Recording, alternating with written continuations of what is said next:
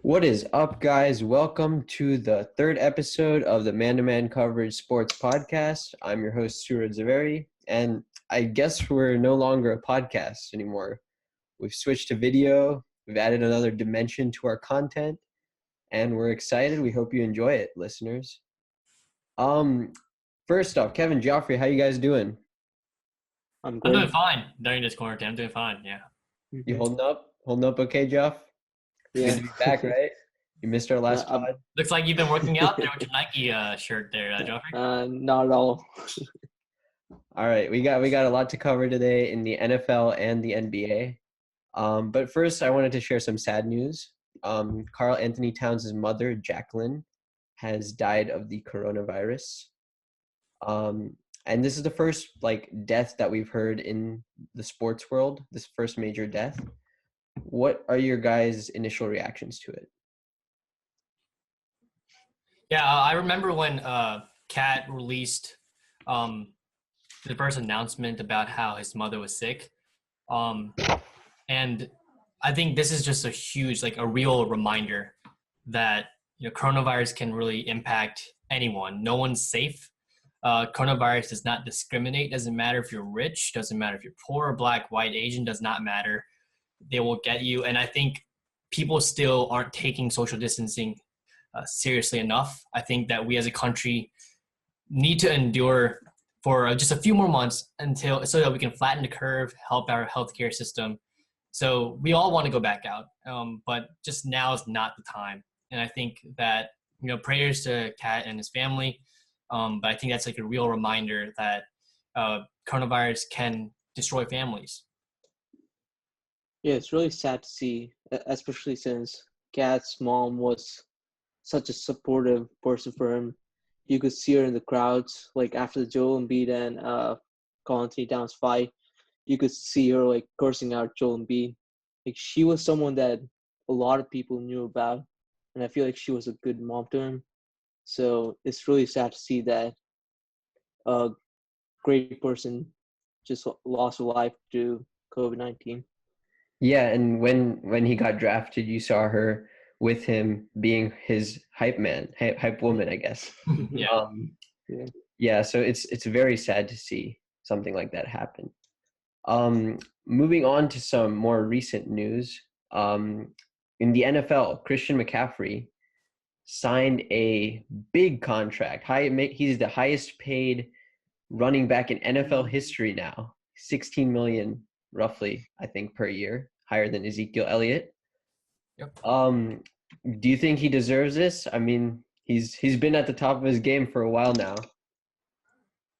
Yeah, he definitely deserves this, but I think they paid him a little too early. 2 years old, you see what happened to Zeke, you see what happened to Doc early. Running backs are a position that takes a lot of hits. They take a hit every single time they carry the ball.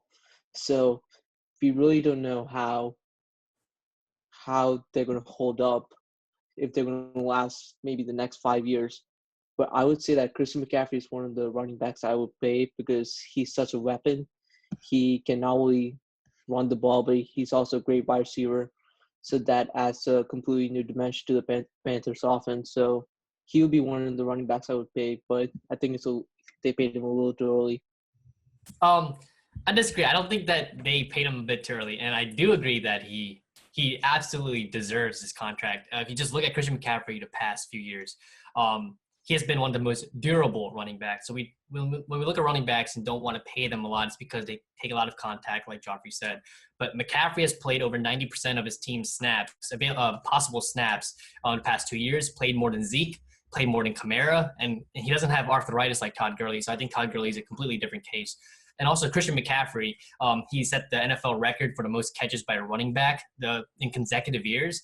He's been the third player only in NFL history to have, back-to-back 1,000-yard receiving, 1,000-yard rushing. He's the most versatile running back in the NFL. I think he's the best running back in the NFL, possibly. This contract's he's well-deserved. And also there's something in the contract to note that the contract ends before he hits the age of 30. That's usually when running backs they start to falter. And so this is perfectly, this is perfect because this is during his prime. setting him up for new coaches, Joe Brady, Matt Rule. They love to have this type of versatile dual threat running back. So I think this is a great job by Carolina Panthers in retaining Christian McCaffrey. Yeah, he's definitely a workhorse. I saw some weird stat the other day that he's like in a player's top 3 seasons, only Michael Thomas has had more receptions. And this is all players, wide receivers and running backs in their first 3 seasons. Christian McCaffrey is second with reception. So he's definitely a dual threat. And I think he can take a lot of the load off of Teddy Bridgewater. For sure. And not only that, I feel like running backs are a position that you could find in abundance. Like there's so many good running backs in the draft every single year. You're probably going to get a solid running back. If you look at this draft alone, you have Jonathan Taylor, you have J.K. Dobbins, you have DeAndre Swift. So there's so many running backs in the draft. I feel like, do you really have to pay a running back before, like 2 years before, when you can easily find a running back in the draft and pay him as a rookie contract? It's just when you have a running back of Christian McCaffrey's caliber or Ezekiel Elliott caliber, Saquon Barkley caliber, you've got to pay those players because they're going to be the face of your franchise. Panthers franchise, Cam Newton was the face. He's the past now. It's Christian McCaffrey. It's Christian McCaffrey time. CMAC 22 all the way for Carolina Panthers. Yeah, I know. That's what they said about David Johnson and Todd Gurley, but that didn't work out at all. So David Johnson was a different story. So David Johnson was hyped up because of his fantasy season. He was the number 1 fantasy running back, and that's why everyone was talking about him. But once Bruce Arians was gone and they didn't have that offensive mindset, Carson Palmer gone, there was no offensive structure in Carolina. That offensive line absolutely tanked. David Johnson got 1 injury, boom, done. But CMAC is different. CMAC played 93%, 91% of his team snaps, and he's just a completely different player. And I think CMAC is different, and I think he's probably going to be the star face of the NFL for the next few years. Yeah, just looking at the highest paid running backs in the NFL, David Johnson is actually 4th highest paid running back in the NFL. I think that's a testament to that's crazy. management. Yeah. I think Kenyon Drake is 6th. And so this running back market is just completely whack, in my opinion. I think some running backs I think a running back's value comes before their contract, most of their value. And then after you pay them, you start to see them regress as they enter the later 20s. So, I mean, I guess both sides have a point. So, I mean, I guess you have to also look at when Todd Gurley got that 4-year, $60 million contract from the Rams.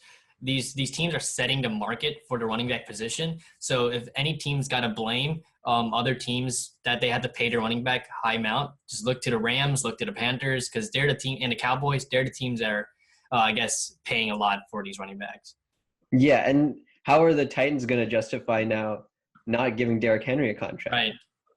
Mm-hmm. Derrick Henry carried that team to the AFC Championship. Absolutely. And they franchise tagged him, so it's another thing to think about. Okay, let's move on. Geoffrey, you said you had some thoughts you wanted to get out about the NFL draft since you weren't on our last pod. What did you want to say? All right, so y'all talked about every single quarterback, but the one quarterback you didn't talk about. I feel like he can have a better career than Joe Burrow, because Joe Burrow is going to the Bengals. He's in a division with the Ravens, the Steelers, and the Browns, who are going to be great teams for maybe the next 5 to 10 years. But I feel like Jordan Love is going to drop in the draft. He might go from 20 to 30. He can be drafted by the Saints. I like Jordan Love to the Saints.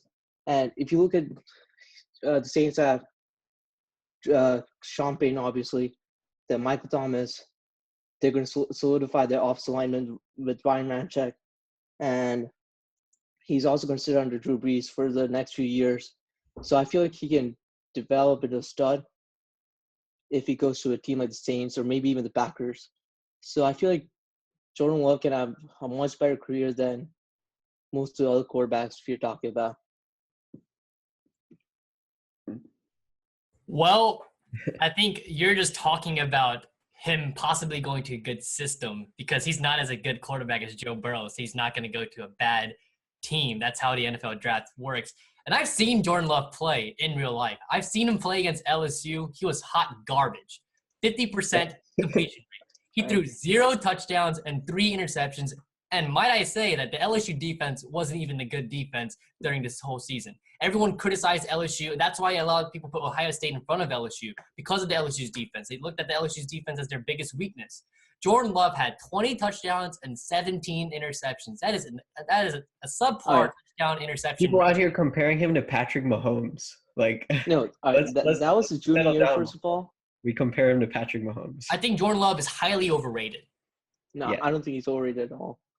You don't think he's overrated at all? No, in his sophomore season, he had 6 interceptions and he had 30 touchdowns. And then he lost his head coach, and that's why he has such a big regression. And Utah State isn't like LSU, who have 2 great wide receivers in Justin Jefferson and Jamar Chase. They have Clyde Edwards-Helaire. But what does a good quarterback do, Geoffrey? He lifts the team around him. A good quarterback has the capability of doing that. So Joe Burrow didn't do that in his junior season. Joe Burrow didn't do that in his junior season.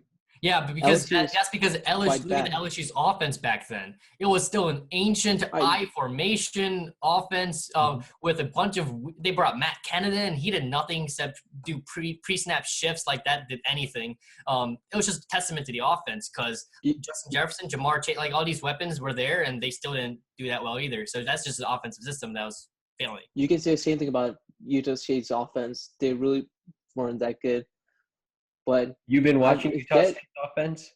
Not at all. For 2 years? I've been not at all. I've been reading a bunch of mock draft articles. I watch highlights, and that's basically it. Yeah, like you with every other day in sports, right? Yeah, I mean, I don't know that many people that follow Utah State super close, but Jordan Love, he has had some hiccups. Like you see throws where if you see the highlights that they're showing like in his scouting. He's had some bad throws that he just has mental lapses. Like I get that people are seeing like small Mahomes type moments, but I think that's just because he has a big arm. I see more of Sam Darnold moments from him. He has no idea what's going on. He's seeing ghosts on It's not accurate. Hey, honestly, I would take Jalen Hurts over him. I don't know why people are bashing Jalen Hurts, projecting him late second round. Jalen Hurts is disciplined. He comes from systems where he has learned discipline. I think Jalen Hurts is a better pick. Oh, what do you think about Jalen Hurts? He had a good run in Alabama until obviously Tua came into that national championship game and won it. But then the year after, Tua got injured and Jalen Hurts came in and won the game for them. Exactly. Season championship game.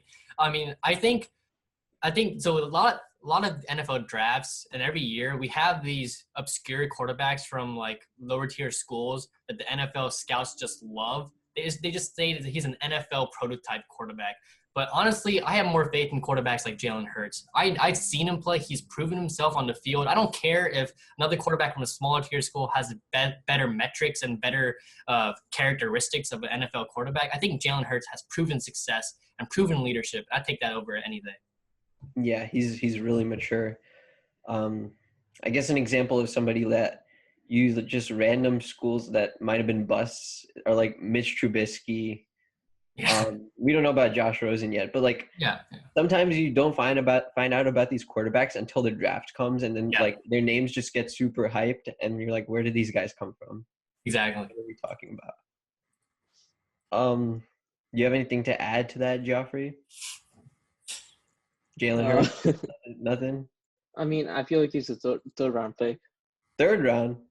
Yeah, I don't think he's going to go in the second round. I think if he sits behind a good quarterback, he can do some things in the future. Like a Big Ben, even behind him, he could take over for the Steelers. He's mobile. We'll see. I like Jordan Love better, though. This is why you're not an NFL GM. No.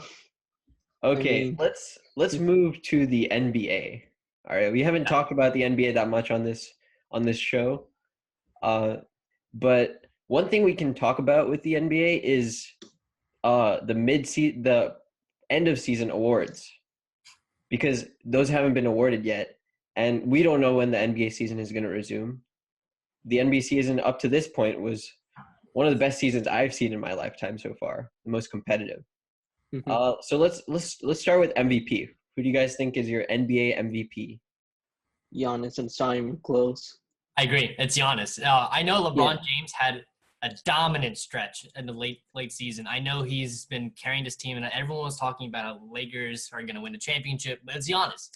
Giannis has dominated throughout the whole season, and not only that, but Giannis adds a defensive side that's way better than LeBron. Giannis is my pick for Defensive Player of the Year as well. I think he's just a complete player. James Harden says he has no skill. He just dunks. But, I mean, if you can't stop the dunk, that makes him unstoppable. So, I mean, I the think big man with handles. I'm actually think against both you guys here. I think LeBron is MVP. what? What wow. I saw from No. LeBron late in that season, um, it's some of those games down the stretch where the Lakers had to win to secure their top seeding, and even like meaningless games where LeBron just goes hard. I saw LeBron play some of his best basketball that I've seen him play in a while. Like with AD and with that Lakers team with the necessary pieces around him, LeBron's always been good at shooting. I think his 3-point shot improved. And he's just been a more dominant force. You saw him against Giannis in that Bucks Lakers game where LeBron took over at the end.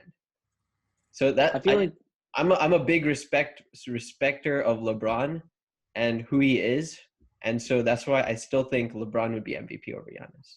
I feel like LeBron's was a better story. So let's say if you put Giannis' stats and give them to LeBron, would LeBron would be an unanimous MVP if he had Giannis' stats. LeBron's just a better story right now. I don't think he's anywhere close to Giannis in the MVP conversation. Well, while I disagree with that point, I think it's close. I think it's very close. And I think a lot of voters will probably stray away from LeBron only because LeBron has past MVPs, and usually voters like to vote for someone new. But I think it's a close race. But if you just look throughout the whole season, even stats-wise, Giannis has pretty much dominated in almost every single metric, besides like assists and those things. But LeBron's that type of player. Giannis is a different type of player. But this is a regular season award.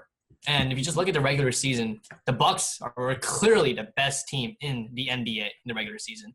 And major part is because of Giannis. And they've been blowing out teams that were dominant throughout the whole season as well. So I think this is definitely Giannis's award for sure. All right, that's respectable. Another one that's still kind of debatable, Rookie of the Year. I'm a big Zion fan. I don't know if what Zion did in those few games that he played was enough compared to Ja. So that's why I would still give Ja Rookie of the Year. But I think if the season would have played out, if Zion would have continued doing what he was doing, I think he would have had Rookie of the Year. What do you guys think? I would say Josh still the Rookie of the Year.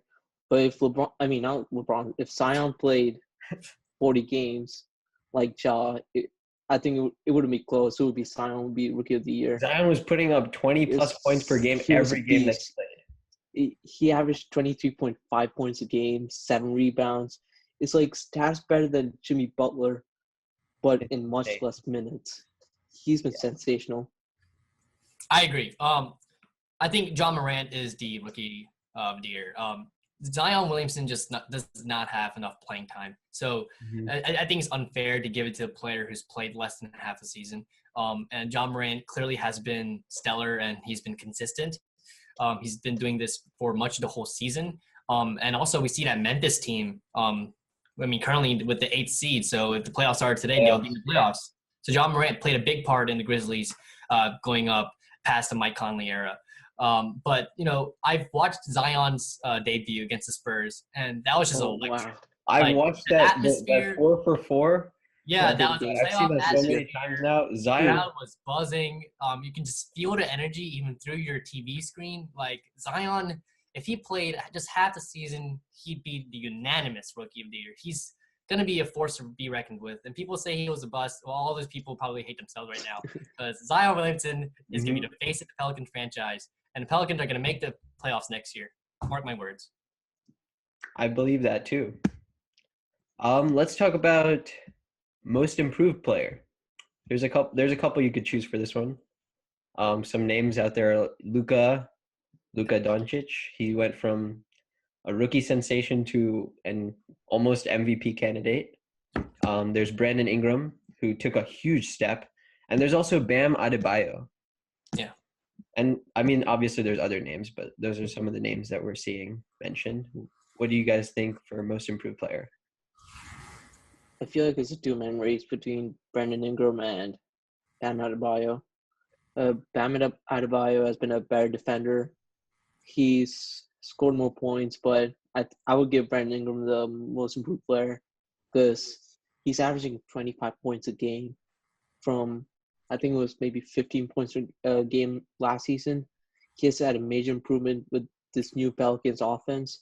So I would give Brandon Ingram the most improved player over Bam Adebayo. I agree with the fact that it's a two-man race between Brandon Ingram and Bam Adebayo, but I think this award is for Bam Adebayo. This Miami Heat team has surprised so many people this year, and Bam Adebayo played a huge part of that. He's not only just a great fit for that type of system in Miami, but he's a great rim protector. His defense is really good. And as much of a Pelicans fan I am, just watching these games, I've been so frustrated with Brandon Ingram late in the game. He's been losing some of his shots. Yeah, and he just goes on a cold streak where he misses a bunch of shots, or he has really stupid turnovers. And I mean, Brandon Ingram did a lot of improvement from last year, and I think he's been a superstar. He deserves a max contract with the Pelicans, and he's probably going to be to face the Pelicans with Zion and Lonzo. But I just think that Adebayo just played a bigger part in his team's being a dominant force in the East. And Ingram did a lot for the Pelicans, but it really was when Zion came that the Pelicans went on a really improving stretch. It wasn't Ingram that really made that happen. Yeah, I think Ingram definitely deserves a lot of respect for what he did without Zion. Mm-hmm. He's been shouldering most of the load the entire season.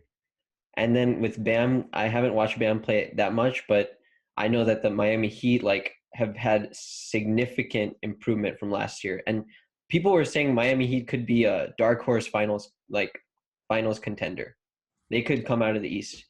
I don't know about that, but Bam has definitely improved that team. Perhaps one day we can get our Miami Heat specialist, Johnny Bonez, in here to yes, talk about his team. We got to get Johnny on here for sure. Another name, there was also Jason Tatum for most improved player. I don't know what you guys think about that. I don't think so.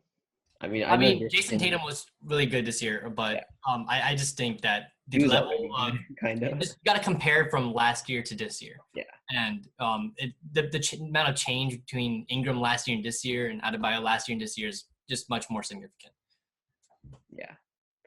All right. So moving on from the NBA, we wanted I wanted you guys to share some of the highlights that you've been watching, some kind of, for our viewers, what kind of things you've been watching in quarantine, what's fun to, old memories you've been reliving. Is there any highlights you want to share? I was excited for the horse game. Yeah, the horse shot. I thought it was bad quality. That was a disaster. It was blurry. You could barely see Chauncey or Trey's face. I tried to watch Trae Young versus Chauncey Billups. Yeah. The quality was absolutely just hard. Me and my brother could play that game on our driveway. Exactly. And I know they're doing their best to entertain us, but yeah, I did not find it entertaining. I just found it boring. Yeah. I think the 2K tournament was okay though. Oh, I like it. Got competitive towards the end. I don't know if you guys followed it. And the trash talk. But the trash talk, Patrick Beverly. Yeah. Yeah. Mm-hmm. But I think one good thing on this quarantine is that there's been a lot more spotlight on more obscure sports. And we also get to see highlights from crazy things like marble racing.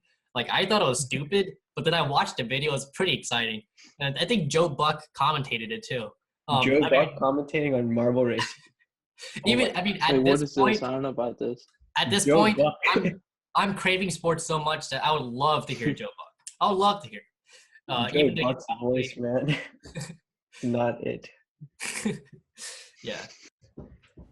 Yeah, so another thing I've been doing is like on Instagram, I've just been seeing these random posts with these stupid takes and like these stupid people commenting on it, and I like respond to them. I'm like, I get into a lot of Instagram comment arguments. I don't know about you guys. Geoffrey, you said you wanted to share something about your endeavors in comment fighting. On Twitter. Yeah, I do the same thing, but on Twitter, I mess with like Jonathan Bulnes, like everything about Miami. He says, "Well, I just disagree with him." And then I also a few days ago, actually it was yesterday. Never mind. This 49ers fan, he was talking about how he would rather have, he would be pissed if the 49ers drafted Jordan Love at the 13th pick. And I just replied to him. I was like, he's better than Jimmy Garoppolo. Oh, It's a bunch of them. I don't know where they come from. It's like 20 different 49ers fans. They just keep on attacking me. Well, that's what happens in sports world. that's what happens when you make. That's what It's not happens wrong. when you say something ludicrous like that. First of all, It's not wrong. it is wrong, and let me tell you No, why. listen. So I've taken part in social media arguments before, and I stopped because it's absolutely useless because you're talking to a wall. They just don't know common sense. Like I've heard someone say Texas A&M is better than LSU. I was done. But to your point, why in the world would the 49ers use the 13th pick on Jordan Love? It makes absolutely no sense. They already have their run-first offense, so they have a competent quarterback in place already. They would rather use that pick to get a wide receiver or some other area of need. Why in the world would they? That's basically like saying I traded DeForest Buckner for Jordan Love. That's just crazy. And I agree with the 49ers fans there. And actually, I read that argument you had. You said Jimmy Garoppolo, all he does is throw 6 to 10 yards down the field. And then the 49ers fans responded with a video of Garoppolo throwing a ball like 50 yards deep on the Saints. He completely destroyed you. Yeah, I don't know about the kind of arguments you get into, Geoffrey, but like Jordan Love he's not. I think you're being biased by your previous argument for like how much you support Jordan Love. And also biased against the 49ers because all of last year and leading up to this year, he said the 49ers were garbage, and then 49ers represented the They're NFC. still garbage. They're 16. I mean, you're just a 49ers hater. If you want to argue, spit some. No, and by the way, I didn't say they should pick Jordan Love with the 13th overall pick. I just Isn't said that what you just said? that he's better than Jimmy Garoppolo. I said he's better than Jimmy Garoppolo. Well, but the I never 49ers said they fans' should draft argument him. was that they'd be mad if they used 13th pick on Jordan Love, correct?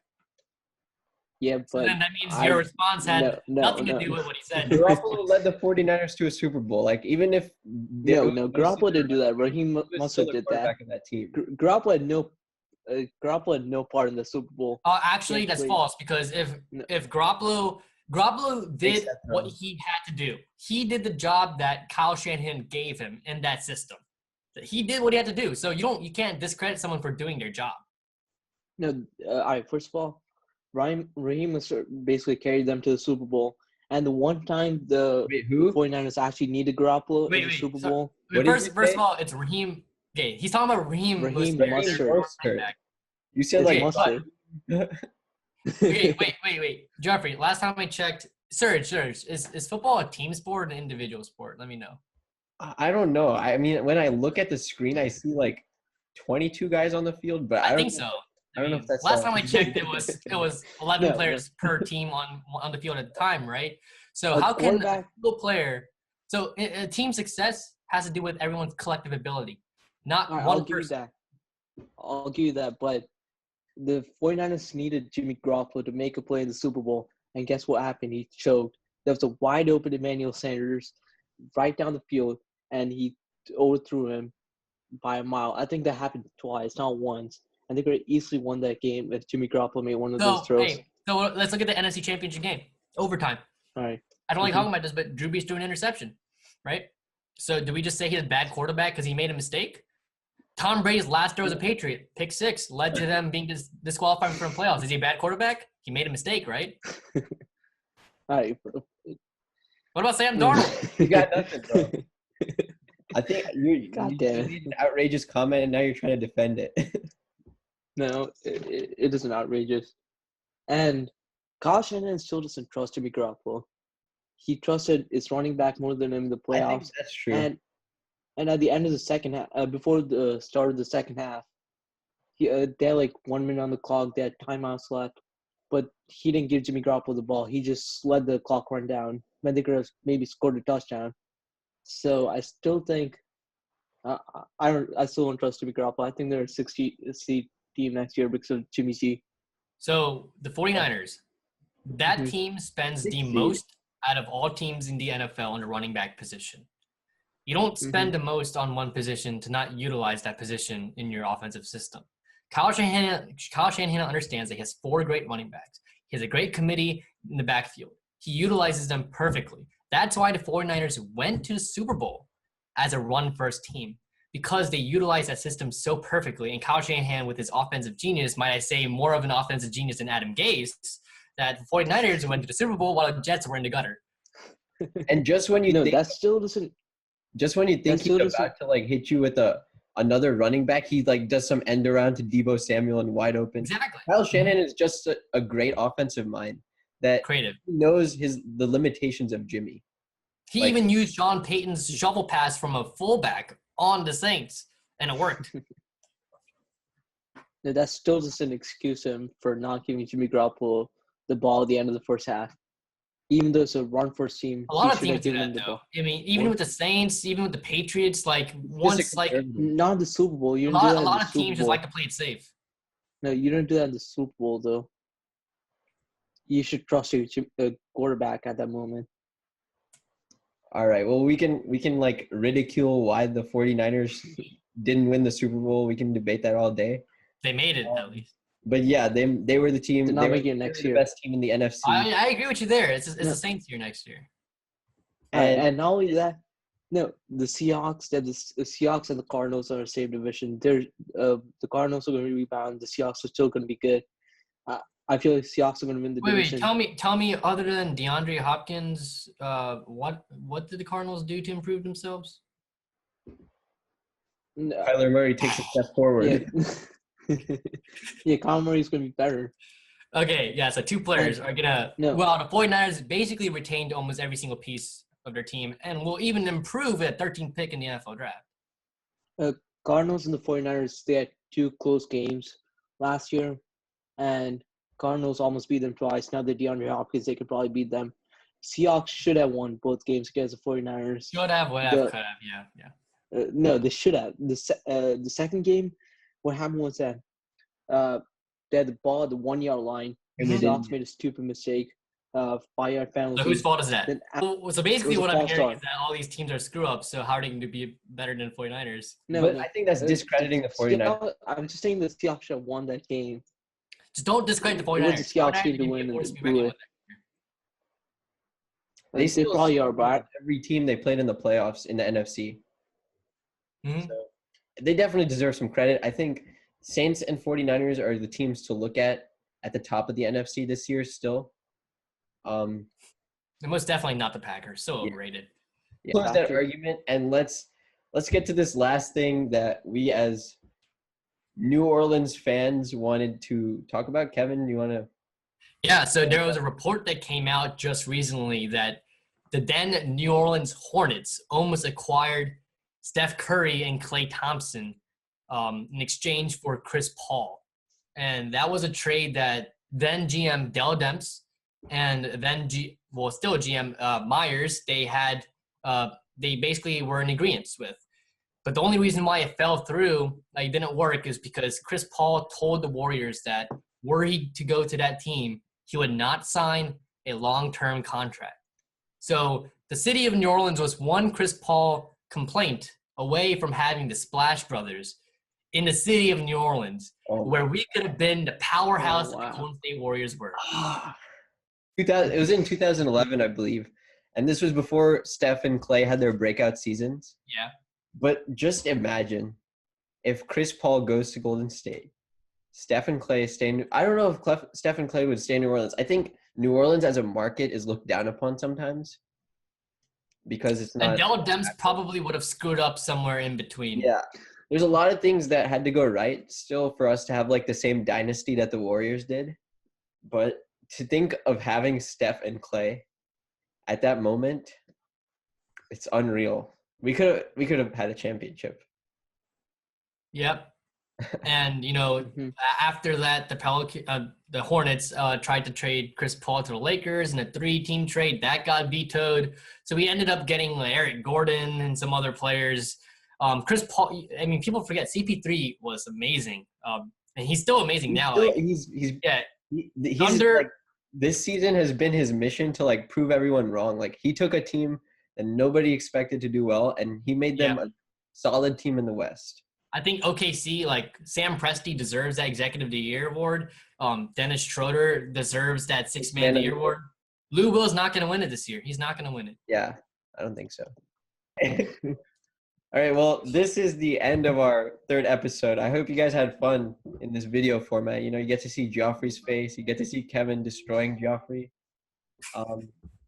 We hope you guys are doing well. We hope you guys are safe. Like we said before, stay indoors, social distance yourself.